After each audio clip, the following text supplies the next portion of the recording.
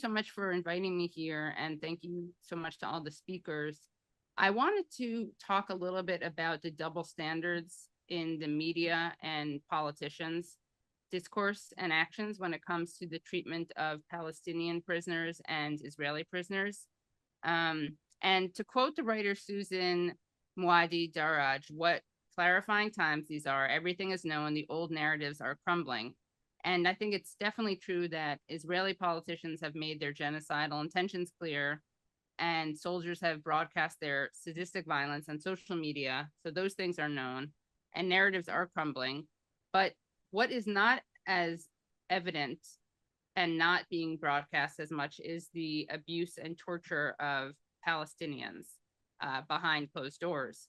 And it's instructive to contrast the treatment of Palestinian prisoners and Israeli prisoners. People may remember the story of Mia Leimberg, who was an Israeli hostage released November 28th. And she was released along with her adorable Shih Tzu, Bella. She was able to keep her dog, and the dog was able to survive 50 days in captivity. And you can contrast that with the horrific stories coming out of Gaza this very week of Palestinian captives describing Israel using trained dogs to rape Palestinian captives. And this is not the first time in history that this has been alleged to have happened. It was used in Chile also against female political prisoners under the Pinochet regime, another US ally and international pariah. You can also look at the treatment of Noa Argamani, who was recently released, and an Arab Israeli show host on Israeli TV was fired after she commented, maybe a little bit inelegantly. She commented that Noah's eyebrows look better than mine. Contrast, and she was fired over that. Now you can contrast that to the treatment of nonviolent Palestinian organizer Bassem Tamimi when he was released after 7 months of detention. The Times of Israel wrote that he was, quote, released without charge last night looking frail, exhausted, and almost unrecognizable. And they described him as emaciated. An Israeli doctor has said that Palestinian prisoners are undergoing routine amputations for handcuff injuries. And yet our political leaders and media ignore, and when I say our, I'm an American citizen, so I'm referring largely to American media, but also Western media in general, ignore the systemic abuse of Palestinian prisoners, as well as these harrowing and certainly newsworthy examples. Instead, the media is focusing on a debunked narrative of Hamas using rape as a systemic weapon of war. We're seeing this again and again. It's being regurgitated, even though it was debunked by several sources. A week ago, a sitting member of Congress, Debbie Wasserman Schultz, actually said on CNN that she had seen graphic images of sexual violence, yet these images do not exist. Israel has not been able to locate a single image, and the UN was unable to find a single image. The Times of London conducted an investigation into this. They even hired a dark web investigator to see if any images had been deleted, and they found nothing.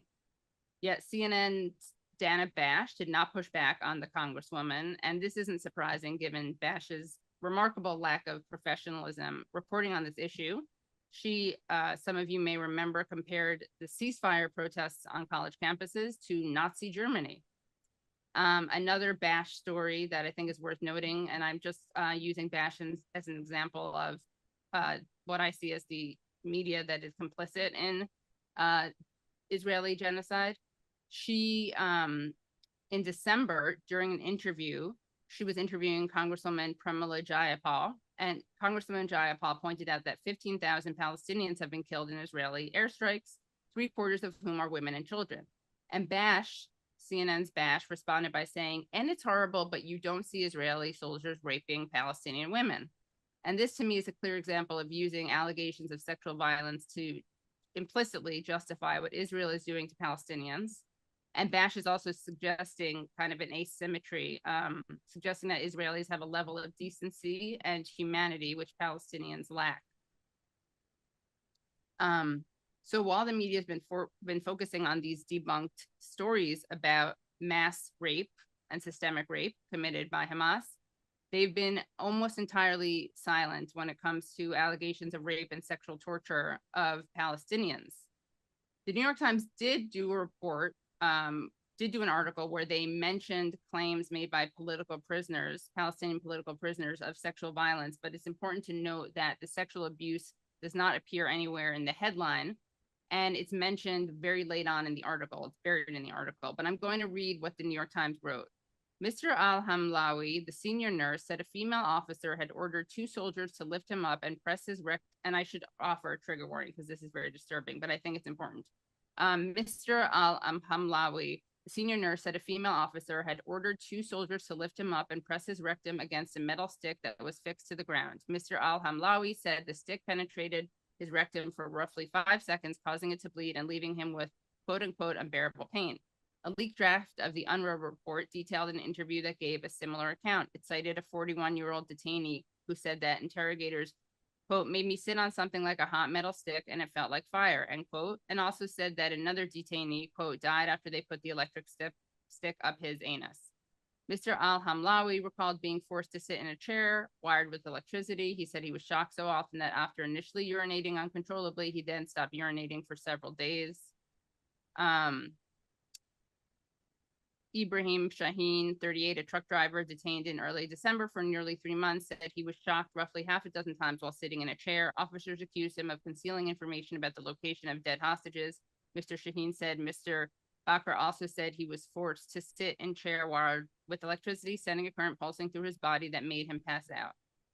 And despite these stories, we don't see these stories picked up by the mainstream media, and we don't see any outrage.